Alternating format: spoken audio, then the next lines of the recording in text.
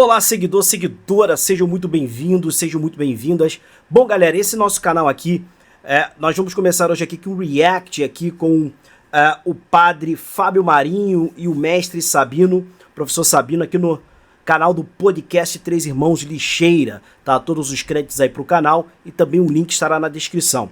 Então, nós vamos aqui ouvir um pouquinho o que cada um tem de falar no seu ponto de vista, no que tange as escrituras, hermeneuticamente falando, a questão religiosa do padre Fábio Marinho e a questão mais racional do professor Sabino.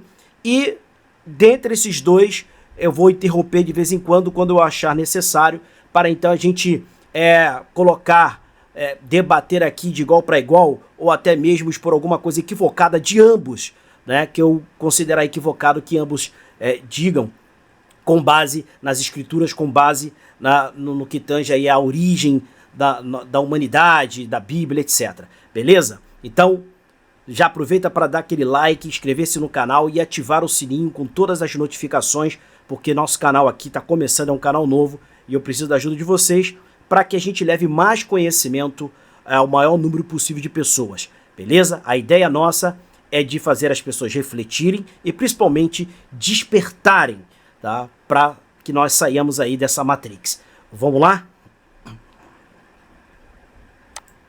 Vamos lá, podem ser 10 mulheres. São primogênitas? Não. Nasceu 10 mulheres e 10 no primeiro homem. Esse é o primogênito. Porque o primogênito é gênero masculino. Mas aí nós estamos falando do patriarcado. Sim, mas tem que ser... Não da ideia religiosa. Não, a ideia religiosa tem que vir do patriarcado, tem que vir de Abraão, né?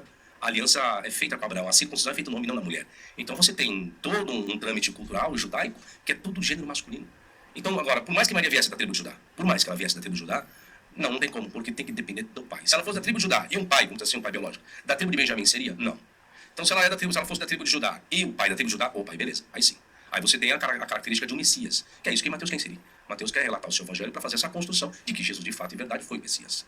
Então eu só não concordo com a concepção virginal. Posso ter ela como virgem, e se ela continuasse pós, para mim não teria problema algum, mas que fosse pelos meios naturais, porque ele teve olhos, teve cabelo, dialogou. Se for colocado físico, cientificamente, não tem que ter a parte do esperma. Absorveu a genética. Sim, tem que ter a parte do esperma. Mas considerando que nós estamos falando de uma divindade, Deus, para ser Deus, não precisa da matéria, né?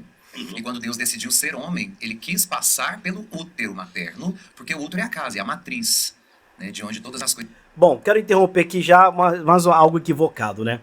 Esse é o problema de quando você fala da religião, quando você diz algo religioso, né? Os padres, pastores, os cristãos ou qualquer outro tipo de religião que tem uma divindade, tá? Um Deus, seja monoteísta ou politeísta, eles têm o hábito de colocar que tudo se dá por mágica, né? Então o que ele disse ali, por ser uma divindade, Deus não precisa da matéria. Isso se dá quando você estuda, busca uma certa instrução num segmento específico, que é no caso dele da teologia, tá? Mas você não busca o principal, e isso vale para o Sabino também, que a gente vai falar mais à frente, a questão científica. E quando eu falo de questão científica, não é a física de Newton, não, né? A física de Newton aí que tem nos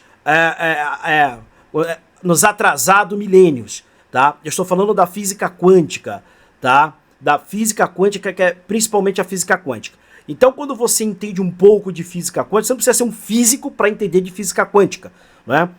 Com todo respeito aos físicos, né? Eu não preciso saber que a luz no meu quarto, do meu escritório acende ao apertar o interruptor ali ou ligar na tomada ou qualquer aparelho eletrônico. Eu sei que ao ligar ele vai funcionar. Eu não preciso saber como é que se dá a energia.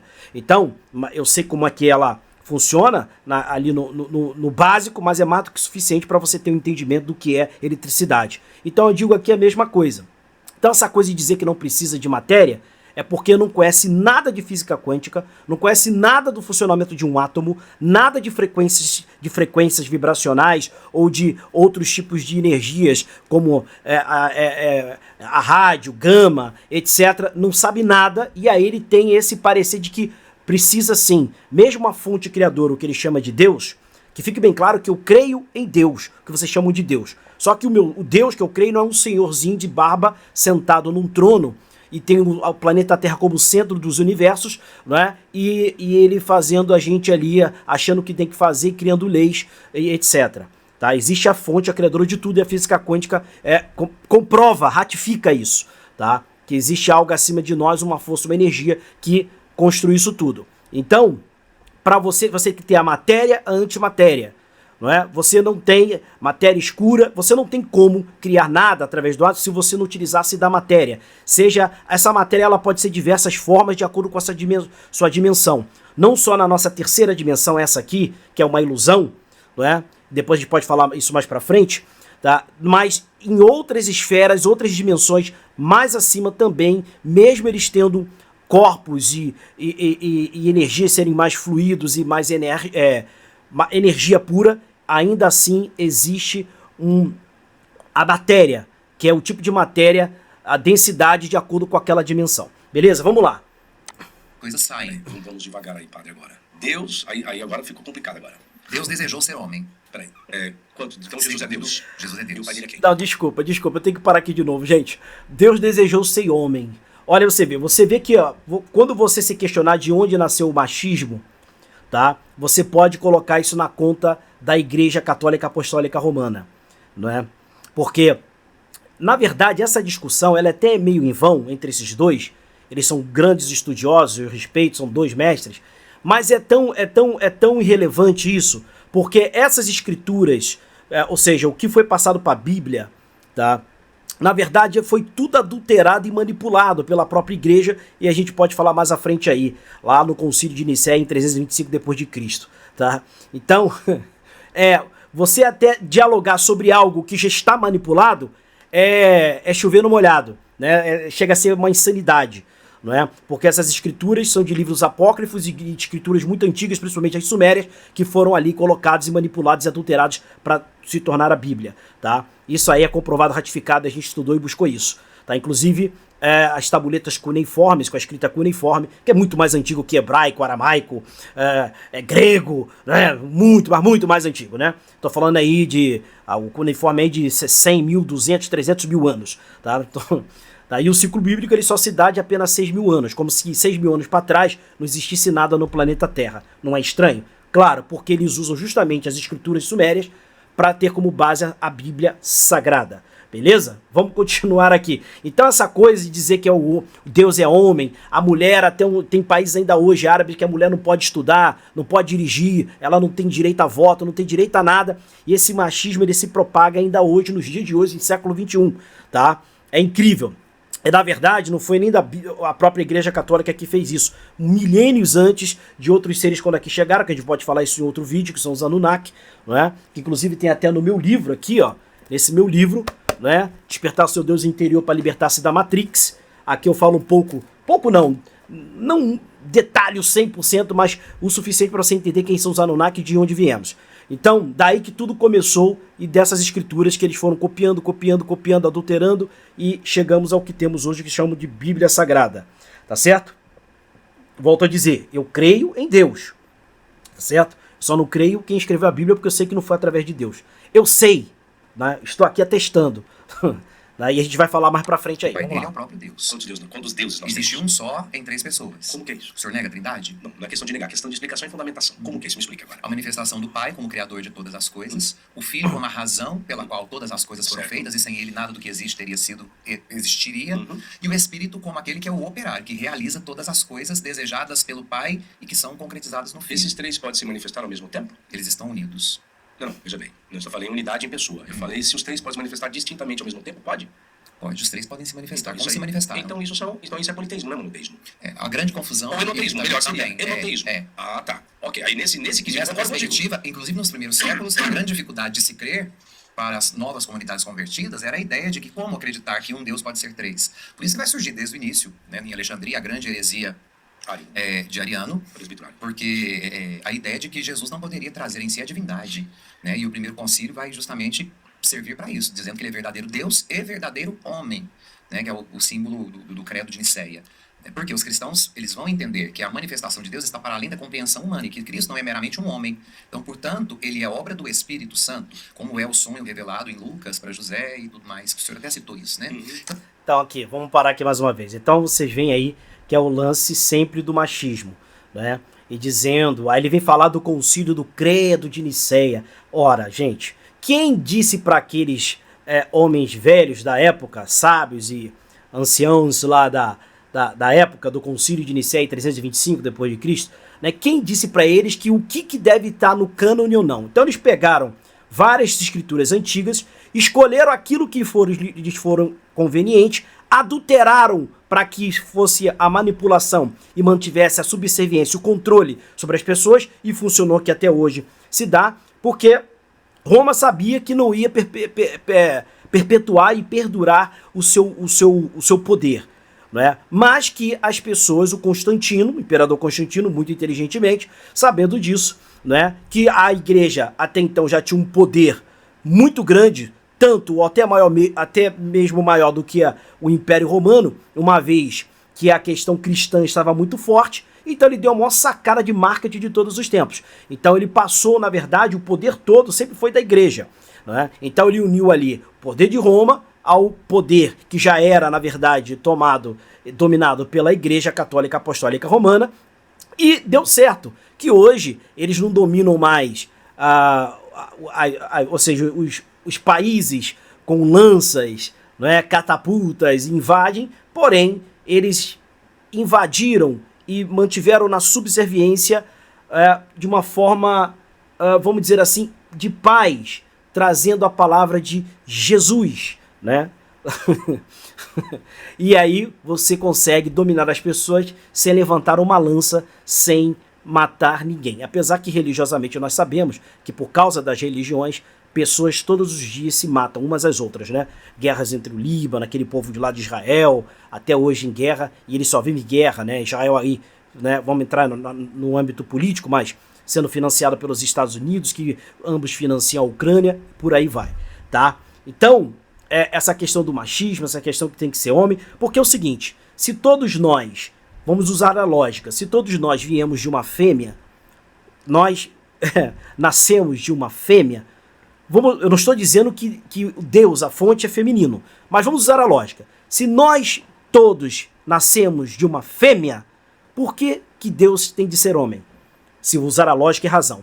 E a gente tem que usar a lógica e a razão, porque se Deus é onisciente de tudo, não é inteligente, não erra, ele usa a lógica e a razão, ele não pode ser irracional, então nós temos que seguir essa ordem, essa máxima, não é? Por mais que ele não seja isso, que eu não estou dizendo que é, né? Mas seguir uma lógica. Então, se eu tivesse que dizer que se Deus é homem ou mulher, eu prefiro acreditar que ele seja mulher, ok? Vamos lá. Então, para nós, dentro da nossa crença cristã, não tem como separar o Pai e o Filho e o Espírito Santo, que a Trindade é indivisível. Não tem como separar em que sentido? Na coexistência, eles coexistem como Pai, Filho e Espírito. Vamos lá, vamos entrar na prerrogativa. Aí é muita filosofia, a filosofia da minha área, assim como você é filósofo, tá? Quando se trata desse aspecto, eu lhe pergunto, qual o fundamento para isso? Se nós estamos dizendo na Bíblia, qual o fundamento bíblico para isso? Ou melhor dizendo, em qual momento Jesus assumiu ser Deus? De uma forma clara e explícita, dentro da sonologia, em qual momento isso se deu? Eu e o Pai somos um. E que no sentido, qual contexto? Dá para contar o texto aí? Dá, Pedrão, providencial. João 14. João 14. Vamos ver o contexto, qual sentido Jesus quis dizer que ele e o Pai é um. Onde se põe essência, onipotência, atributos naturais e morais em grau de perfeição. Isso é o que caracteriza que seria a divindade. Vamos lá, 14. Não se perturbe o vosso coração, credes em Deus, crede também em mim. Na casa de meu Pai há muitas moradas. Se não fosse assim, eu vos teria dito. Vou preparar o vosso lugar. Por que Jesus falou que na nossa casa há muitas moradas? Porque eles colocou a casa do Pai e não nossa, já que ele é divino também. Por que eu coloquei na casa do meu Pai há na casa do meu Pai? Porque eu colocou na nossa casa muitas moradas, se não fosse assim, nós vos teríamos dito e iremos preparar o lugar. Por qual razão? Então colocou do Pai e não a nossa casa. Primeiro porque ele está ensinando que o Pai é nosso. Essa participação da humanidade na paternidade divina. A humanidade divina. A humanidade divina. Nós somos imagem e semelhança de Deus. Aqui, sentido, Padre, nós somos imagem e semelhança de Deus. Naquilo da potencialidade do bem, da unicidade, da bondade, de ser perfeito, de buscarmos a beleza, a unicidade, o belo e o verdadeiro, são os atributos divinos. E o mal, onde entra nesse quesito? Nós somos mal também. Quando deixa de praticar o bem, porque o mal não é uma essência, o mal é uma ausência. O mal é uma ausência. Ausência a mentira seria o quê, Padre? A ausência da verdade. Deus poderia mentir? Nunca. Isso é provar que Deus mentiu. Na Bíblia. Na Bíblia nós podemos entender que os autores sagrados podem ter se equivocado. Deus jamais. Aí eu sou na filosofia. Bom, vamos parar aqui. Então você viu, né? Quando o Sabino começou a questionar, dizendo que Deus é perfeito, né, que nós somos a semelhança de Deus, imagem e semelhança. Tá? Na verdade, nós não somos a semelhança da fonte. Nós somos uma semelhança daqueles que nos criaram. Né? Daqueles que nos fizeram sair do Neandertal, em apenas centenas de anos, demos um salto quântico em questão de evolução, que quem entende um pouquinho de genética, um pouquinho só, né? Se você ler vamos dizer assim, 4 estrofes sobre genética, sobre o seu funcionamento, bem resumida, tá? Você vai entender, você não precisa ser geneticista, você vai entender que é impossível, né, as teorias de Darwin se dar, não é que é impossível. Darwin estava certo, mas em um certo ponto ele estava correto. Mas eu quero dizer na velocidade dessa evolução. Então, para que nós evoluíssemos do Neandertal ao Cro-Magnon, levariam dezenas de milhares de anos para que isso se desse naturalmente, tá? Em apenas centenas de anos, nós demos um salto. Erradicou-se o Neandertal e surgiu o Homo sapiens, que somos nós, né? O Homo sapiens. Então era ali Cro-Magnon, Neandertal. Então é impossível. Então é claro que alguém, inclusive os geneticistas, cientistas, né, PhDs e doutores, eles estão certos disso e eles já viram no código do DNA genético nosso que algo foi alterado. Tanto é que 99% do nosso código genético, nosso DNA, eles chamam de junk DNA, lixo de DNA. Na verdade é porque desses 99% ali, praticamente, nem chega a isso, mas na faixa dos 90%, estamos ali, está algo como se fosse desconectado, tá? Então ao invés de ter 6 fitas, o ideal é que nós tivéssemos ali 12 fitas de DNA. Na verdade nós estamos com 2, né? 10 foram desconectadas e 2 apenas ativas. Isso aí é um papo para outra história. Eu volto a dizer, no meu livro aqui eu explico o porquê disso e porque o que ocorreria se as nossas 12 fitas do DNA estivessem reativadas ou fossem reativadas. E você pode reativá-la, tá? Então, vem dizer que a semelhança... Então é o que eu falo, é um debate sobre uma escritura que a gente sabe que está toda manipulada, toda adulterada. Já seria em vão para ter um debate em relação a isso, mas como as pessoas gostam, né? E cabe também, é válido, né? É válido o debate, mas volto a dizer, não é? Houve uma modificação, tá? Pessoas, seres fizeram essa modificação híbrida em fazer ali uma questão híbrida com DNAs de outras raças com a nossa, por isso que nós nos tornamos ali inteligentes, Adão, o primeiro homem perfeito, tá? E falando da Trindade, a gente vai entrar aqui, deixa eu ver se eles vão dar mais continuidade à Trindade, eu quero falar um pouquinho mais também de mais uma cópia mal feita, adulterada pela igreja, pelo cristianismo esse que fora criado pelo imperador Constantino, juntamente com a igreja católica, porque na era de Jesus, que na verdade é Yeshua, em hebraico, né? Em hebraico, que é a primeira Bíblia, o Torá, que tem o Pentateuco, principalmente o Pentateuco do Antigo Testamento, tá? Ela é 90 e poucos % em hebraico e algumas coisas em aramaico. É como o hebraico para o aramaico, é como se fosse o português para o espanhol. O hebraico é mais antigo do que o aramaico. Beleza? Vamos lá. Está articulando sem fundamento. Eu vou usar com o fundamento dos autores sagrados. Você está dizendo que Deus não pode mentir. Se Deus pode ser convencido pelo homem, Deus pode ser convencido pelo homem. Que Deus é esse que pode ser convencido pelo homem? Peraí, eu esqueci só de comentar uma coisinha rapidinha, desculpa. Aí ele falou que Deus não pode mentir, aí ele usou... mas os homens sagrados podem ter se equivocado. Pô, se eles fossem sagrados, eles não se equivocariam. E se veio de Deus, não poderia estar errado. Então vocês podem ver que os religiosos, padres, pastores, quando é algo que lhes convém, a Bíblia é sagrada. Quando é algo que se ela se contradiz, aí não foi Deus, foram homens que escreveram equivocadamente. Então, quando você tem um livro, algo que está viciado, não é? É como se fosse uma peça, né, jurídica, onde ela está viciada, tem algum erro, ela perde toda a sua validade e ela é anulada na mesma hora. E assim deveria ser com a Bíblia. Por que algum livro que eu leio que me é conveniente, não, é sagrado, isso aqui é legal. Mas quando eu pego a contradição daquilo, não, o homem se equivocou, mas não é na Bíblia. A Bíblia, já que foi escrita por Deus, que vier de Deus, ela não deveria ser equivocada nem por homens, concorda? Então, cabe para você começar a fazer uma reflexão. Beleza? Vamos lá. A partir do momento em que o homem se revela diante de Deus gratuitamente, despido das suas vestes de matéria e permitir que a graça de Deus o alcance, Deus pode muito bem ser convencido pelo homem. Isso é bem natural. Vamos voltar para João 14, vamos lá? Vamos ver onde que Jesus e o Pai são um em essência. Tomé disse, Senhor, nós não sabemos, verso 5, versículo 5, nós não sabemos para onde vais. E como podemos saber o caminho? Disse Jesus, eu sou o caminho, a verdade e a vida.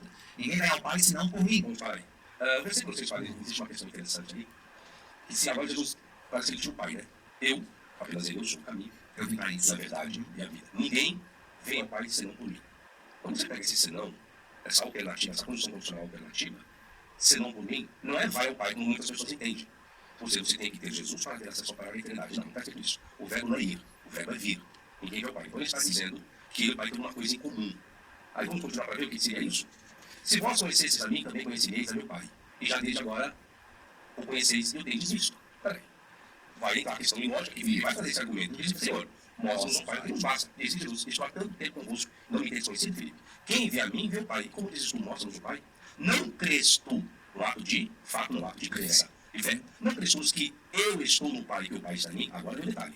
As palavras que eu vos digo, não as digo de mim mesmo. Mas o Pai, quem está em mim, é Ele quem faz as obras. Então você tem ali a construção do Logos, que é a construção do Evangelho de João.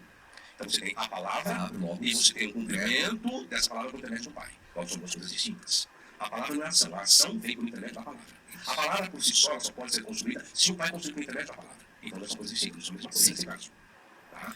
Nesse caso eu fico com o padre, no sentido que entre Yeshua, que vocês conhecem como Jesus, até porque, gente, até um tempo atrás, até bem recentemente, né, alguns aninhos aí, né, vamos colocar aí uns séculozinhos, mas bem recente, bem embrionário, o J não existia em hebraico. De tanto encher o saco, os hebraicos resolveram colocar a letra J. Então, se o J, uma letra, não existia em hebraico, ele não pode se chamar Jesus, que foi o nome criado pela igreja. Tá? Então, mas cada nação, cada idioma tinha chamava de um jeito. Não, porque a língua predominante era o hebraico. Então não tinha outro. Né? Até mesmo em aramaico não é Yeshua e Yahushua. Aí você vai pronunciar de acordo com como eu falei, que é a diferença entre português e espanhol. Mas que a origem real é Yeshua do hebraico, tá? Que é anterior, né, ao aramaico, beleza? Não é? Então, o que acontece? Essa questão do Pai somos um, claro que é. Porque por que diz que Deus é onisciente? Ele tem ciência de todas as coisas, sabe de tudo. É porque Deus está em todos os lugares? Não. Não como você imagina, como uma mágica, uma fábula, uma crônica de Nárnia. Não, mas porque a fonte que você chama de Deus, ela está experienciando em cada um de nós, individualmente, a vida qual vivemos aqui nesse planeta. Então, todos nós, sem exceção, quando os cristãos dizem irmão, todos nós somos irmãos, mas é muito mais profundo do que apenas irmão de sangue, porque todos nós somos um só. Todos nós, sem exceção, somos um fractal dessa fonte. Então imagine, eu sou a fonte criadora, eu sou a energia que cria tudo. Então eu vou pegar um fractal, vamos botar aqui um spark, uma faísca minha, vou experienciar através dessa faísca no João, vou experienciar através dessa minha outra faísca no Pedro, no Alexandre, no Juarez e por aí vai. Então cada um individualmente experienciando, não é, essa vida nesse planeta, em outros orbes também, em outros planetas, através da fonte. Por isso que ela é onisciente, tá? Por isso que ela é onisciente, porque você é Deus, como Jesus já disse, que vós, né, sois deuses e que nós faríamos e faremos coisas maiores do que ele, né? Em João mesmo, estão falando de João mesmo tem isso aí, dizendo que nós somos deuses. Vamos lá. 11. Crede-me que eu estou no Pai e para mim, creio ao menos por causa das mesmas obras.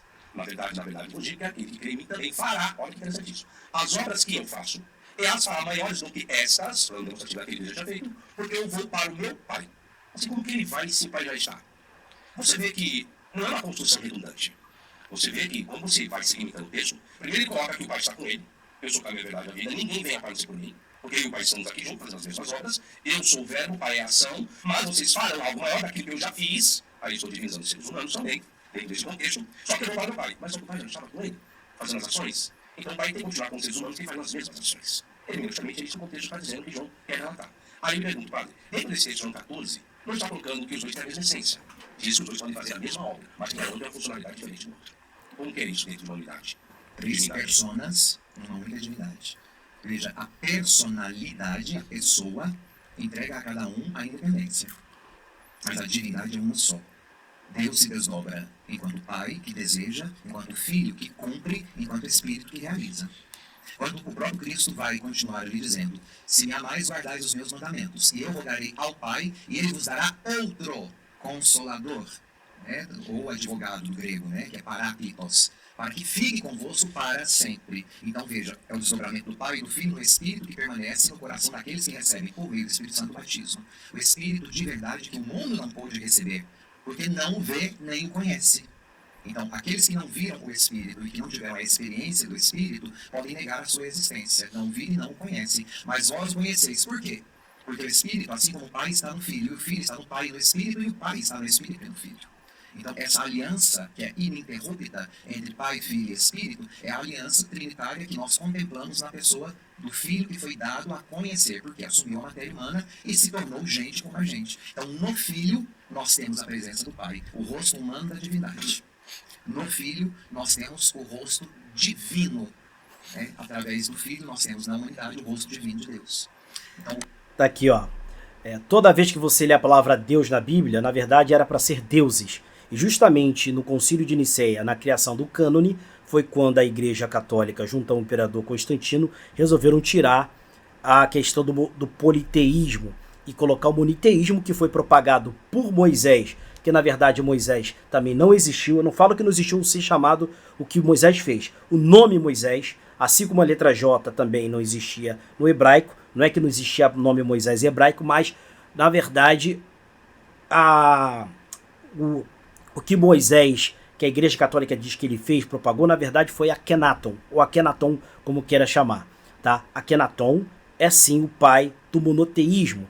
E se você pegar a história de Akenaton e comparar, fizer um paralelo com Moisés, você vai ver que não é idêntico, porque eles não são idiotas de botar exatamente igual. Mas é muito parecido.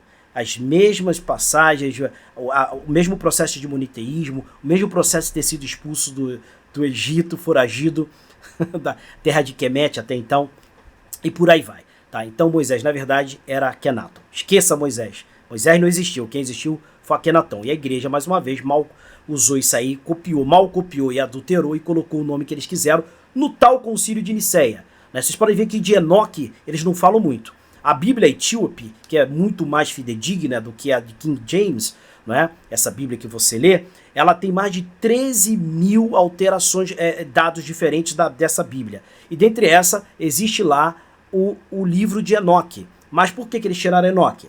Não vão deixar, porque Enoque subiu aos céus, ficou lá não sei quanto tempo, voltou, né? Ensinou agricultura, criar armas, construir casas, arquitetura, seres, ele subiu numa nave, ele foi a primeira, Enoque foi o primeiro relato da história da humanidade, de que nós vivíamos num globo, né, num planeta que era uma esfera e não plano, que ele mesmo acreditava nisso, mas depois que ele viu da nave. Então como é que eles vão deixar isso? Porque aí você não vai conseguir ficar, se você começar a ler sobre Enoque, você não vai se deixar escravizar, né? Não vai ficar na subserviência, no controle religioso. Então, não só de Enoque, como o próprio livro de Judas, o Evangelho de Maria Madalena, dentre outros que eles chamam de apócrifos, mas eles que decidem o que é apócrifo ou não, não é Deus.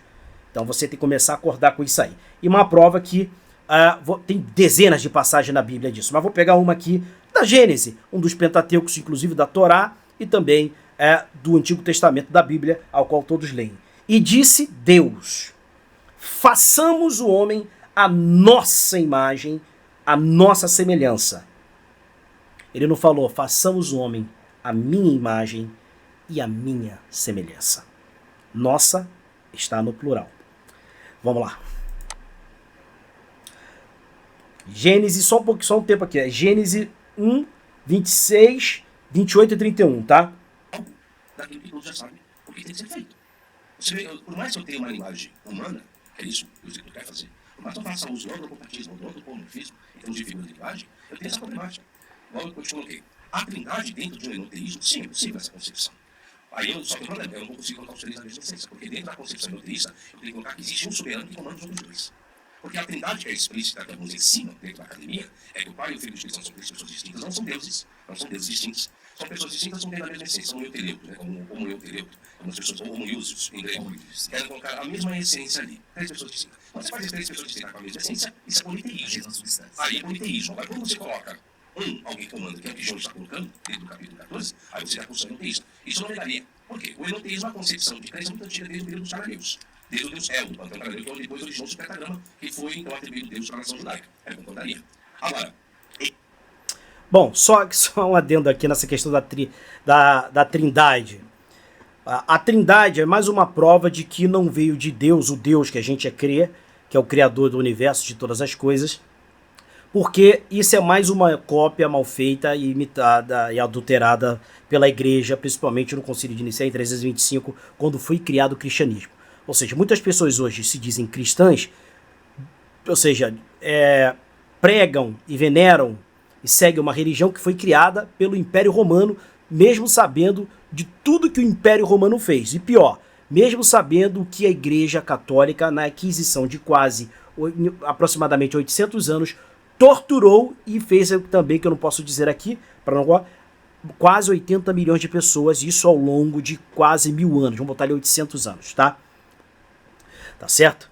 Então, essa trindade, na verdade, ela se deu desde lá da terra de Quemete, do antigo Egito, tá? Que veio de Ísis e Osíris, né? Que tiveram um filho chamado Horus, tá? Então, os deuses politeístas, né? Os panteões egípcios, que de Deus eles não tinham nada, eles eram de carne e osso como eu e você, apenas eles detinham tecnologia mais avançada e também conhecimento espiritual muito mais à frente de nós, eles então criaram essa trindade, Ísis, Osíris e Horus. Beleza? Então, milênios depois, isso se deu 6.000 anos antes de Cristo. No mínimo, para mim foi muito mais do que isso, mas a ciência tradicional, né, diz que é em torno de 6.000 anos atrás. Então o que acontece? 6.000 anos, ou seja, milênios depois, é que se deu essa questão da trindade, que é uma cópia mal feita e adulterada desde lá da terra de Quemete, o antigo Egito, que é oriundo lá de Ísis, Osíris, que deram à luz a Horus. Beleza? Vamos lá. Entramos nesse assunto para entendermos a concepção original. Aí nós temos um problema grave. Vamos supor, então, realmente, que a concepção está errada, a concepção está certa. Nós temos um ato sobrenatural.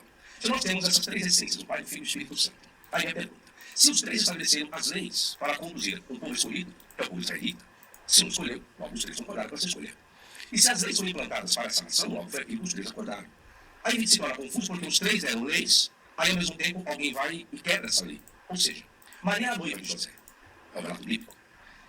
E se ela apareceu grávida, existe um peso muito grande dentro da lei. É nesse caso que ele se apedrejar. Aí vem a pergunta: então o Espírito Santo foi e quebrou a lei que ele mesmo estabeleceu? E como que depois Deus pode exigir algo legal mediante a humanidade se eles mesmos, os três, quebraram a própria lei que eles mesmos criaram e desenvolveram? Como você faz dessa forma? Criar leis são os homens para justificar as suas atitudes, né? Inspirados, obviamente. Agora você está indo lá em Mineiro, esquecendo da filosofia. Exatamente. O Sabino foi preciso. Quando ele é questionado e o argumento vence o argumento do padre Marinho na hermenêutica, ele pula para a filosofia, que é pior, né? Porque se ele sair da hermenêutica e ir para a filosofia, é pior. É aquilo que eu falei antes. Quando lhe convém, a passagem bíblica sagrada é de todo divina.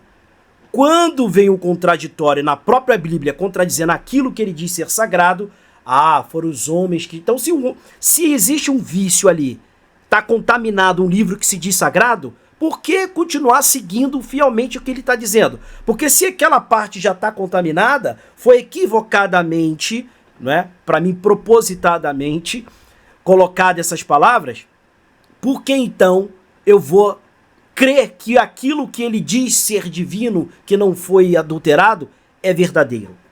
Né? Por mais que você não tenha um conhecimento que eu adquiri, que eu estudei, você tem que ter essa reflexão. Eu sei que foi adulterado, que como eu comprovei aqui, principalmente da Trindade, foi algo copiado.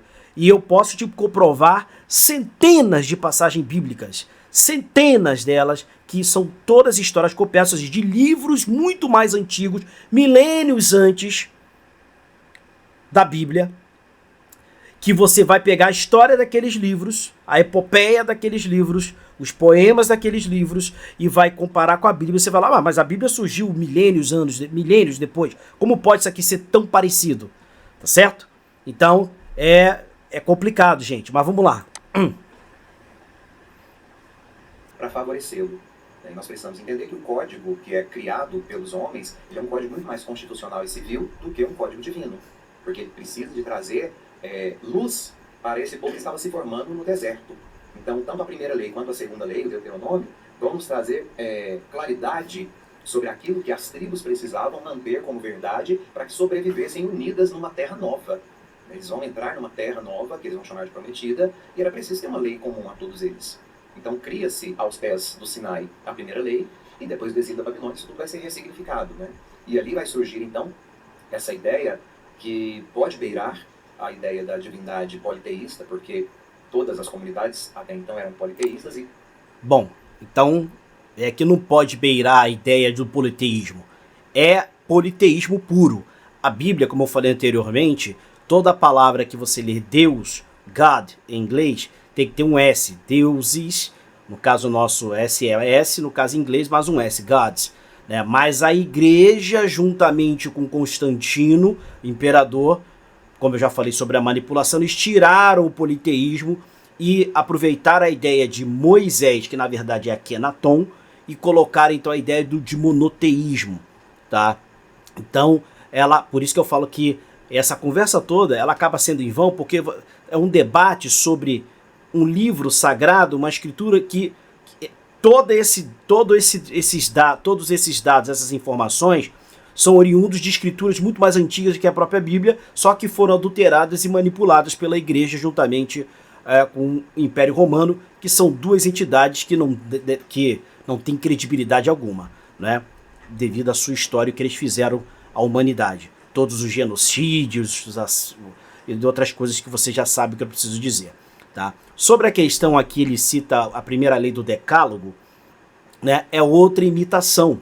Tá? O Decálogo, ou seja, os 10 mandamentos de Moisés, que na verdade é Akenaton. Por quê? Vamos tratar sobre a figura de Moisés para que você tenha um entendimento melhor. Porque quando eu falo Akenaton, você vai dizer, são épocas diferentes. Não é que são épocas diferentes. A Bíblia fez com que fossem épocas diferentes e criou um personagem com base na história de Akenaton. E ele disse que era Moisés. Mas vamos então nos ater ao nome Moisés, para ficar mais fácil o entendimento para você. Tá? Então, Moisés parte da história que conta, realmente ele foi adotado. E por ele ter sido adotado, ele fora criado nas escolas de mistério do Antigo Egito, ou seja, a terra de Kemet. Então, por conseguinte, ele adquiriu toda a cultura e conhecimento e intelectualidade que ele tinha junto aos antigos egípcios, o Antigo Egito. Ou seja, toda aquela questão do império, né, do faraó, etc., ele ali era como se fosse um príncipe, certo? Então ele não era uma pessoa leiga, era uma pessoa letrada, estudada, né, e muito bem formada, não é? Sem contar outros conhecimentos esotéricos, espirituais, etc. Então, ele colocou na cabeça dele que ele tinha que seguir lá um dos faraós antecessores a ele, que era o que tem que praticar o monoteísmo, certo? Beleza, que é o Akenaton, mas você entende como Moisés. E por ele ter tido todo esse conhecimento do Antigo Egito, ele também praticava as 42 leis do Mat, não é? Que é a deusa da justiça e da verdade, não é? Egípcia, onde são 42 leis, Mat. Se você pegar do Decálogo, ou seja, os 10 mandamentos, não é? Dessas 42 leis, você vai ver que é uma cópia mal feita e adulterada dessas 42 leis dos 10 mandamentos. As 42 leis de Mat já existiam milênios, né? Milênios e milênios antes do primeiro, ou seja, dos 10 mandamentos que foi dado por Deus no Sinai, né? Que vários daqueles ensinamentos ali, a própria Bíblia tem a contradição. Ali diz que não matarás, mas depois Deus manda matar em dezenas e dezenas de passagens na Bíblia. Para não citar uma aqui, vamos colocar aqui Samuel 15, 2-9, né? Onde Saul vai lá, ele manda matar mulheres, crianças, grávidas, idosos, né? E ainda ficar com todas os pertences, pegar, não deixar ninguém vivo, não é? Mas pecou, não sei o que, e o livre-arbítrio? Pecou, mas não tem o livre-arbítrio? Né? A pessoa tem. Então, eu estou dando aqui só uma passagem para que vocês tenham uma ideia, mas tem dezenas delas outras, né? A própria filha de Jefté, né? Que ele matou a própria filha em nome de Deus, tá? Então, como ele disse ali, o padre, que Deus é amor, Deus é isso, Deus o verbo é amar, não é bem assim. Volto a dizer, o Deus em que eu acredito, a fonte criadora na qual eu acredito que existe, e realmente ela existe, eu sei que existe, não é esse Deus da Bíblia, porque eu sei quem é. Inclusive no meu livro, aqui do meu livro, né, vocês podem ver, eu cito sobre isso aqui, quem é realmente o tal do Javé ou Jeová, tá? Quem é ele, esse Deus genocida, que não é o nosso Deus, que é aquele que a gente acredita que criou o universo e todas as coisas, tá certo? Então, 8 leis do Decálogo, dos 10 mandamentos, é uma cópia mal feita, adulterada das 42 leis de Mate, ou seja, do antigo livro, o livro dos mortos do Antigo Egito. O livro dos mortos do Antigo Egito, tá certo? Temos ali 8 dentre as 10 leis que foram copiadas pelo Akhenaton, como você conhece Moisés, que eram os ensinamentos, era uma prática prioritária, primordial, era prerrogativa isso, você praticar, aplicar aquilo ali na essência. Caso contrário, você era punido, até mesmo podendo perder até a própria vida. Beleza? Vamos lá. Curiosamente, baseada em 3 divindades, né? Desde o Egito até a Nova Canaã, o Israel pós-exílico. Quando Deus se manifesta na pessoa do Filho por meio da ação do Espírito Santo, ele quer colocar um fim a tudo isso. Ele vai dizer que o Pai, o Filho e o Espírito são um só, justamente porque o homem está buscando muitas explicações. Vamos recapitular a Trindade? Pai, Filho e Espírito Santo, na verdade é uma cópia mal feita e adulterada da Trindade de Ísis, Osíris, que deram a luz a Horus, tá? Então essa foi, vamos dizer assim, registrada a primeira Trindade, milênios antes dessa mesma Trindade da Igreja, que mais uma vez ela pega a cópia das Antigas Escrituras e usa isso como seu, ou como único, ou como inédito, criação de Deus. Mas quando você vai buscar escrituras muito mais antigas, até de 36 mil anos, 50 mil anos, né, as próprias tábuas sumérias, que são bem recentes, 6 mil anos, 7 mil anos, as mais recentes, você vê que o que está na Bíblia, a maior parte que está na Bíblia é oriundo dessas tabuletas de argila, principalmente. Vamos lá. E o homem tem lacunas a serem preenchidas que a fé não conseguiu tocar. E para evitar o politeísmo, o monoteísmo vai usar, então, a ideia do único Deus. Só que o cristianismo desdobra esse único Deus em ações. João vai dizer na sua carta que Deus é a experiência do amor. Então ele vai reduzir Deus a um substantivo, amor. E aí nós sabemos que no grego existem palavras diferentes para designar o que é Deus. Então quando João nos diz Deus é amor, ele está dizendo não um substantivo que recebe ação. Ele está dizendo que Deus é um verbo, é amar. É a atitude de levantar-se do seu lugar e ir ao encontro do outro. Desculpe interromper mais uma vez, eu até antecipei, né? Do verbo e o amor, eu dei a passagem de Samuel, falei de Jefté e sua filha, ou Jefté, como queiram chamar. Bom, e tem outras dezenas e dezenas de passagens onde Deus manda os seus fiéis matar alguém, assassinar, cometer genocídios em nome de Deus, né? E você, sinceramente, você que crê nesse Deus amoroso, bondoso, e você tem o direito ao livre-arbítrio, porque quando você faz algo que não é correto, vamos dizer, pecar, que é outra coisa criada pela igreja, pecado, mas você sabe que você cometeu algo que não é certo, não é? Se Deus vai te punir por isso, ele estaria sendo contraditório, uma vez que existe o livre-arbítrio, concorda? Então nós aprendemos com nossos próprios erros, porque uma das 7 leis verdadeiras não são os 10 mandamentos, e sim as 7 leis herméticas, e uma delas é a causa e efeito, tá? Então, Jesus falou muito bem isso, não é? Que a árvore boa não dá maus frutos e vice-versa. Então ninguém planta maçã e você vai ver nascer banana, né? Então você vai plantar o mal e você acha que vai colher o bem. Não tem como. Tá? Então essa questão da energia do universo, e essa é uma das leis verdadeiras, comprovadas, né? É a causa e efeito. O que podem chamar de karma, né? Que na verdade é isso. Então se você cometeu qualquer ato que não seja certo, com certeza em algum momento isso voltará contra você, ou contra a sua família, alguém que você ama, alguma coisa vai acontecer. Isso é fato, é batata, beleza? O amor aconteça. Então, Deus não pode ser visto como substantivo, né? O grego vai deixar isso muito claro pra gente. Então, Deus é amor, mas a partir do momento em que você ama. Gente, desculpa, assim, eu sei que vocês devem... Pô, o cara interrompe toda hora. Mas eu tenho que aclarar, esclarecer a mente de vocês. Outra coisa que chega a ser quase que irritante, não é?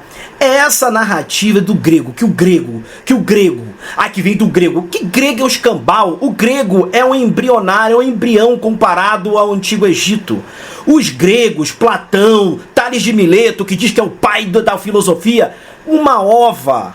Ele é um plagiador mor. Todos eles, os pré-socráticos, Sócrates, Platão, eles não são criadores da matemática, eles não são criadores da medicina.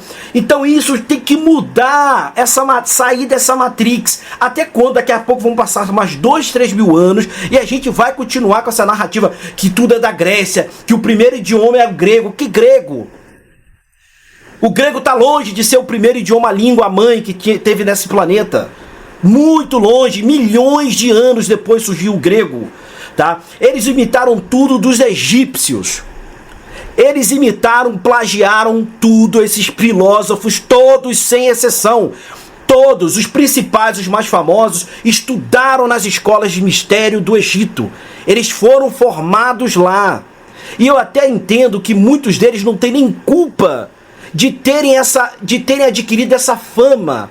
Porque o próprio sistema, a Matrix, esse sistema que a galera vive dentro de uma redoma, criou isso, criou essa narrativa. E quando uma mentira, desde lá de a tática da mentira, que o Joseph Goebbels, um dos braços direitos do Hitler, nazista, ministro de propaganda e publicidade, implementou essa tática. Vamos contar uma mentira para várias vezes até que ela se torne verdade. Então essa coisa de dizer que o grego vem do grego, que o grego criou, é a maior mentira da humanidade. Eles não criaram nada, eles plagiaram tudo. Tudo, todos os filósofos pré-socráticos e até plagiaram os egípcios, não é? A origem da nossa humanidade, tudo é egípcia. E para seu governo eram negros, tá bom? Vamos lá. Deus é amar. Então, a manifestação de Deus se dá naquilo que nós fazemos quando nós imitamos o Cristo, que diz: eu vos dou um novo mandamento. Amai-vos uns aos outros como eu vos amei. Então, aqui nasce o mandamento do amor como a justificativa para chegar a Deus, que é Pai, por meio do Filho. Só que só se pode amar... Para chegar a esse mesmo Deus, amar uns aos outros como a ti mesmo. Mas, em Samuel 2:9... esse mesmo Jesus contradiz, chama de mentiroso esse Deus do Antigo Testamento. E ele está certo. O que Jesus falou, ele está correto. O que o Antigo Testamento, o Deus demiurgo, o genocida falou, é errado, porque esse Deus não é o Deus no qual eu acredito e você acredita. Não é esse Deus, é um outro, que está lá no meu livro, volto a dizer aqui, beleza? Ele que está pleno do Espírito Santo. Só pode fazer as obras do Cristo aquele que está pleno do Espírito. Por isso que ele diz: e farão obras maiores. Por quê? Porque conheceram a essência de Deus, que é o amor. Então, a partir dali você vai realizar coisas maiores. Nós vamos usar isso na Igreja Católica, inclusive, para justificar a comunhão dos santos, que é negado dentro do protestantismo, né? Como que pode, né? Vão fazer obras maiores do que essa que vocês viram na minha presença. Por quê? Estarão cheios de mim. Estarão cheios daquele que Pai vos enviará, o outro Consolador, ou o Paráclito, o Advogado. Vocês estarão plenos dele. Por isso que após essa passagem nós vamos ter tudo o que acontece, se desenvolve da morte e ressurreição de Cristo, a sua ascensão aos céus, e quando ele volta, vem aquilo que nós professamos no credo, né? Creio no Espírito Santo, Senhor que dá a vida e que procede do Pai e do Filho. E como o Pai e o Filho é adorado e glorificado. Ele que falou anteriormente pela boca dos profetas. Agora ele se dá por inteiro.